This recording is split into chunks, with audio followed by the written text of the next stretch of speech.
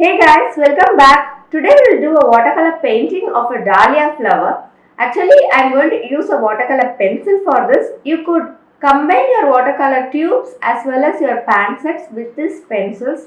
But for today's painting, I'm going to use watercolor pencils throughout the painting. If you are watching my channel for the first time, I am Modula, the artist behind Modula Creations, and I do post video tutorials every single week. So please subscribe to my channel. Let's get started.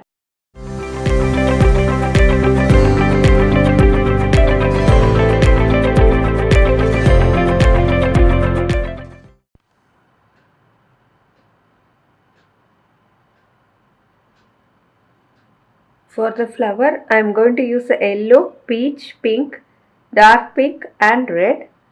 For the background and the leaves, I will be using light and dark greens along with the grey and black as necessary. For the entire painting, I am going to use only this brush. This is a 3x0 Raphael brush. If you don't have this brush, you can go ahead to use a size 10 round brush and a size 00 round brush.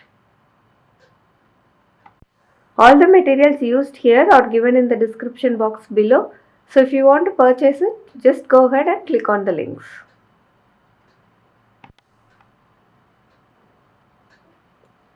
I will be starting off with an outline sketch of the flower.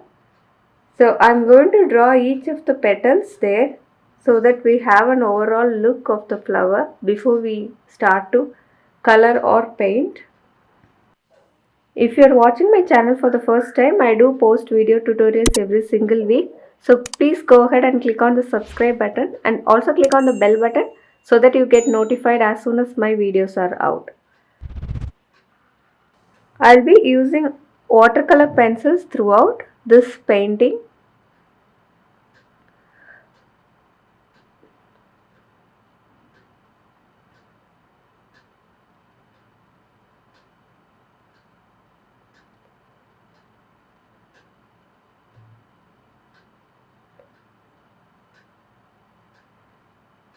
First, let's finish off the background and then we'll start with the flower. For the background, it is going to be light and dark greens with grey and black.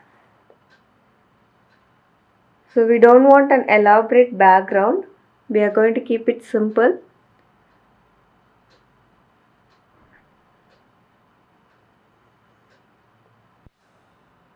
This flower might initially seem hard if you are just starting out to paint.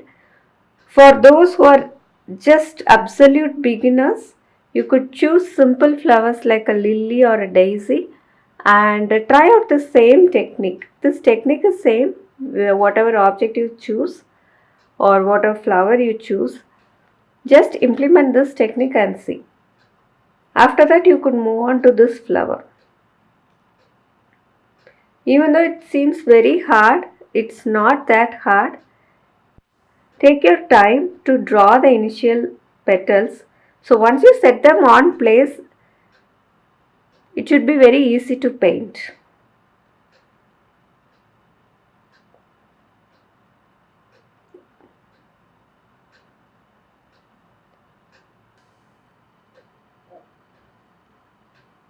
So for the flower, we'll start with the center of the flower and slowly build it outwards.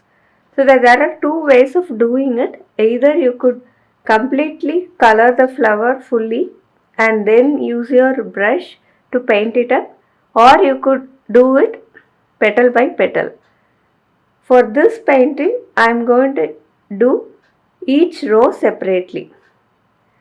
First I'll finish off the center, paint it up and then move to the next row and finish off those petals and so on. This gives me an overall look and feel for the entire flower.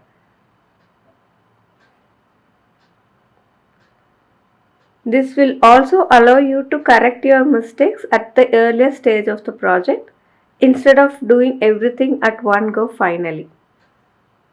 In case you wanted to change a little bit of colors, you will know as soon as you do the first or the initial petals. You need not color it very dark as of a normal color pencil. It's enough to do it very lightly And then once you mix it with the water, you will get bright, vibrant colors.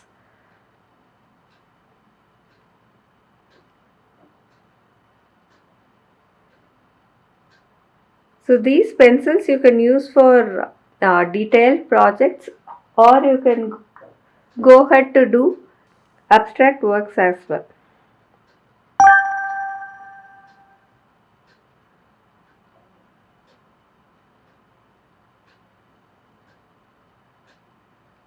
You could also combine the watercolor pencils with your normal watercolors. Either it could be a pancake set or your normal tubes. It goes along well with all of these together. So the petals are going to be yellow to pink shade. So I'm using a yellow for the underneath of the petals, and slowly I build towards the darker pink.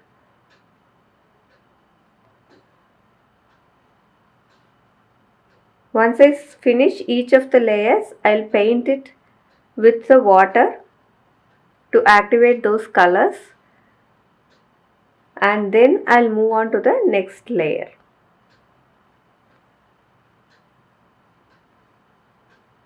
For the shadows, I'm using a grey and a black wherever necessary.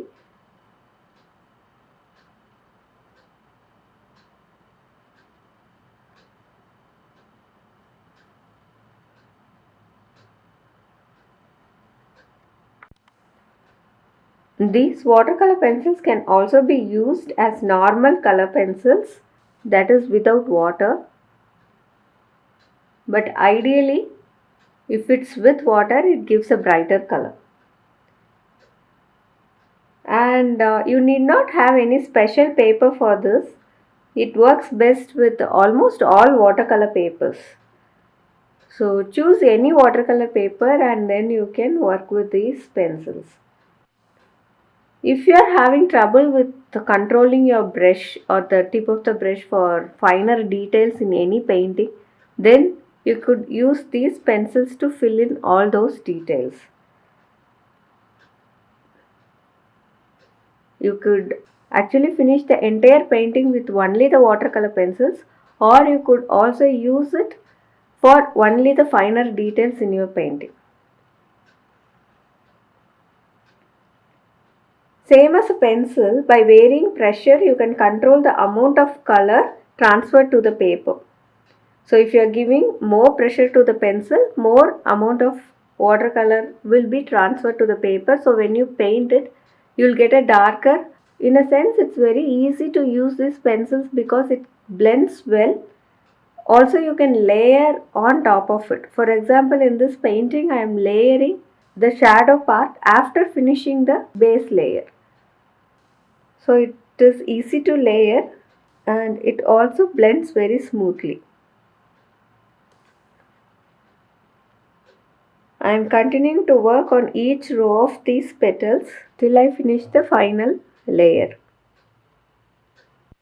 I love to work on so much close objects like this flower in a close-up position because it has lot of details to observe, and when painting that we will be able to see the beauty of the nature. It's very beautiful to see how each of these petals curve inside and how it is being layered around. Each petal is unique, yet together they look so beautiful and natural, and they have a symmetry in themselves, even though each of these petals are kind of different. Working on close up objects gives you a larger learning curve because you tend to concentrate on so much of details when painting.